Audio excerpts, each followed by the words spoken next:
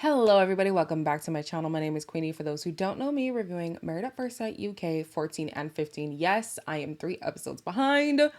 I'm doing my best. All right. Before I get into it, please make sure to like this video, subscribe and hit the bell, and leave a comment down below. So the new couples are introduced to the old couples and everyone's getting along kind of until the fact of Gemma sharing her sense of humor. What the fuck? You look fit. Thanks. Fit as fuck. Matt didn't look comfortable with her saying that so many times. I said to him about some sauce that was on mash, and I was like, I'd pop that around your knob and you wouldn't have any knob left. We didn't talk for 15 hours. Maybe this will teach her that being crass is not cute. I'm sorry, sex is not a personality, and like she's made it that. And so people are kind of just like, girl, come on. Even her own husband, like she's yearning for affection from him the entire evening, and he literally keeps her at arm's length. So George has admitted that he needs a lot of reassurance in relationships, and it's starting to wear April down. It's like I could look at that cushion and he'd be like, You know what is the strength in numbers? he's like, you having a He's been let down by other women in relationships, so it's hard for him to trust a new partner. every time we're good, I'm like, yes, it's not going to happen again. It's not going to happen again. And then it does. And I'm like, oh. George, honey, I'm gonna need you to have a little faith. Okay. And here's the thing, like where I'm at in my personal life right now, I feel like I'm going to give my all to something regardless of like my fears and whatever. Like, of course, don't just throw caution to the wind and do stuff irrationally, but I don't want to self-sabotage something out of fear. I want to give it my full effort, give it a proper try. And then if it doesn't work, I can say it's not because we didn't explore all the options. It's because we exhausted all the options. You know what I mean? So George keeps looking for these problems. And baby, if you keep looking, you're gonna find them. All right? Maybe April might not be your person, but at least give it a try. So Thomas pulls April aside to address the rumors. Honey, oh, the drama. You said that I'd been slagging Shanice off? What? Are you fucking kidding me? I hear my name. Why do I hear my name? Jess said that we were bitching about you. What you can now know is it's nothing to do with you. A minute ago, it was one of you two that's bitched about me. So why has Jess been brought into it? Thomas, I'm walking away. first of all. Really? Thomas, listen to me. Do you trust me? Then let's sit here. Tell me. It is convenient, cannot lie, that all of a sudden Jess is in the equation when Jess is not even in the process anymore. So what's the story? Was Jess involved? Was she not involved? Why wasn't she involved the first time? You know what I mean? Adrian is such a gem. Do you have a straight younger brother or cousin? Between the ages of 27 and 33, babe, like send him my way, because the emotional intelligence, the patience, Adrian is amazing. Besides every attempt being snuffed by Matt, Gemma is still going to fight for affection from him. I feel like we'd end up fucking and we'd probably get on really well after we fuck if we had a drink. I feel like that's everything riding on that to you, though. When you make me feel like you don't fancy me. Okay, but that's because you're used to somebody being all over you. You make me feel like I don't know where I stand with you. I can't handle it. We're here for you.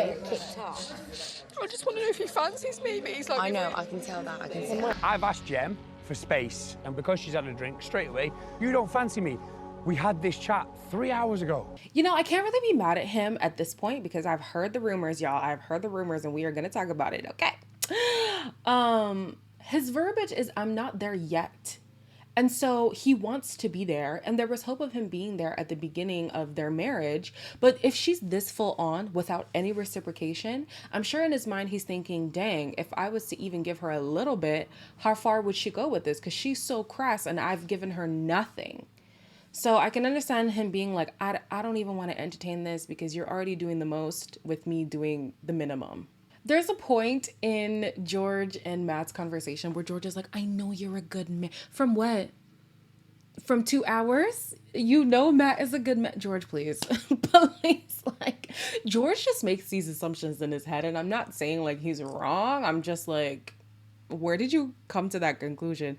But anyways, speaking of George, April's frustrations with him are really starting to consume her. Nothing. So, you don't know me, you didn't need to do that, you know what I mean? See how much people love you, George. See how much people love you. The main cause of our argument is because he does not believe how good he is. It's really good that April wants to reassure George. But at some point, George is going to have to stand in his own assurance. You know, it can't be the person always telling you, yes, we're fine. Yes, I like you. Yes, yes, yes, yes, yes. And you constantly living in insecurity. Like, at what point are you going to be like, okay, I believe you, I trust you, and I'm going to move as if that's the truth? Like, George, come on. Matt and Whitney. How's it been for you? It's been hard, mate. It's been hard. Matt and Whitney have brightened up. I've worked in St Albans, yeah. Have you? Yeah. So, do you know them really annoying people that stop you on the high street? I used to teach them how to be annoying. I heard the rumors that they've had an affair. I don't know if they talk about it on the show yet because I haven't gotten there. But baby, once we get to it, I'm going to get to it, okay? I'm just saying the show is throwing a little scavenger hunt in there for us because we know something's about to happen. So we're going to fast forward to the commitment ceremony. Sophie and Jonathan are first at the commitment ceremony, and things are great between them. Next is Zoe and Jenna. And I feel like at this point, like, Zoe just loves to look for problems. We were just getting annoyed at each other over nothing, really. After we had that chat with you last week, we've managed to kind of understand each other more. I like to crease with people. I love having a proper laugh. When we are together, we have a laugh with everyone else. But then I think it's behind closed doors and you proper belly laugh. That's what I want, and that's what I feel like we haven't really done that yet, have we? There's things that I've never heard her say that all of a sudden will come out of her mouth, and I'm just like, why can't we have these conversations behind closed doors? The irony of all of this is that Zoe strikes me as a stick in the mud. And so she's here like, oh, we don't get to laugh together and we don't get to do this. But you seem like you're just as stush as Jenna is. So why are you annoyed? And then I have to side with Jenna, who kind of got emotional saying that Zoe doesn't bring up issues until we're on the couch.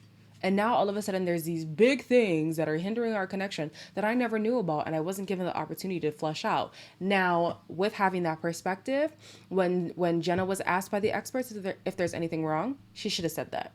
But she didn't, probably to keep the peace or whatever. But yeah, Zoe, come on, girl. Keisha and Kwame, due to Intimacy Week, have gotten a little frisky or whatever, and it shows. Charlene came and put some nitro in that thing, Please tell me what happened then, because I don't know what happened. Tell Paul what you wore. I didn't wear anything. Precisely. The chemistry was on fire and it was amazing. And I left feeling like, wow, this is a really strong couple. And I say that genuinely. I'm keeping my eyes open on him. I'm sorry. I will not be bamboozled. I will not be bamboozled. I still feel like he's not feeling her like that. And maybe for her at this point, she just wants to knock the boots. She doesn't even want a relationship with him for real. So, okay, girl, get your back broke, but I'm not believing in this relationship. So April and George were on a good note after the dinner, but then are on a bad note coming to the commitment ceremony because they've been arguing about their different lifestyles after this experiment is over. I've got a lot of securities that can't change at home. I'm falling hard for a girl that... Sweetheart. Never want it to be a situation where I introduce them and they have to say goodbye in the future. It's like you No, don't it's need- just a big thing. I just need you to understand. I do. I'm here. And I'm right here, George. And I'm not going anywhere. George's concerns are valid. Absolutely valid. He has 4 children to think about. And even though most of them are grown, the introduction of another person who's going to be a parent figure in their life is a big deal. It's a very big deal. And right now, April's in a space of life where she wants to explore and learn herself and do all these adventurous things that might not be conducive to being a step parent. You know what I mean? So yeah, the fears are valid, but operating from fear is going to rob you of the experience. So George, either give it your all or dip. Next on the couch is Thomas and Adrian, and the experts finally called Thomas out on his behavior. And, you know, to see Tom sat still, you know, that's like an endangered species. It is true. Where you go, drama follows. You understand that, you know that about yourself. You can get caught up in the moment and the drama and the excitement and theatrics. And it's not fair for him to be on a knife's edge. I get that. That's right. Because he wants to have a good night too. I feel like they've been coddling him for a little bit, to be honest with you. And then last week, when they really could have called it out, he did get emotional, and rightfully so. Don't beat a dead horse, right? But I'm almost annoyed with the experts that it took this long to call out Thomas, but they did it, so I guess better late than never. On the couch after them is Whitney and Duka, and Whitney says that she is unimpressed with the lack of effort coming from Duka. I don't just need words, because Duka's very good at talking. I need actions. I need to see that follow through. You show zero emotion. We need to know, how are you feeling? She needs to know how you're feeling. You know why? Because unless she knows how you're feeling, then you appear fake. I can't connect to something that isn't real, that isn't genuine. Now, I do understand that Duka has a wall up. Duka's kind of like, he's got this facade happening. I look at Whitney and I'm like, but have you asked him what he needs? And do you even plan on providing those needs for him emotionally, physically, whatever it is? Like, she keeps looking for him to feed into the relationship, but is she doing that as well? She has gone through some character development things, which is great, but I feel like those weren't related to the relationship. Those were things she needs to work on herself. So now, what are you going to do to nurture the relationship? The last few couples are Shanita and Jordan, who are back in their good books. They have resolved all their issues and everything's hunky-dory, whereas Gemma and Matt are basically enemies. I'm trying to understand that as well. I'm trying to think, what do I do to trigger you? To storm off? You hate my sense of humour, my personality. There is a lot of frustration here. I can see that. There's a lot of hurt. You enjoy talking about sex. He finds me vulgar. Okay. I'm not going to use that word. I'm not interested in labels. I'm not interested in judgment here. Putting sex out there as your lead, if you like, is a really good way to keep that emotional distance. Of course. Keeps you safe in many ways. I just want to know, is the sexual assertiveness a defense mechanism or is it your personality? Because I feel like for both, that's unfortunate. Because if it's a defense mechanism, you're going to have to put that down in order to make a true connection with anybody, not even in this experiment. And then if it's a personality trait, baby, I'm going to need you to grow up. I'm going to need you to grow up.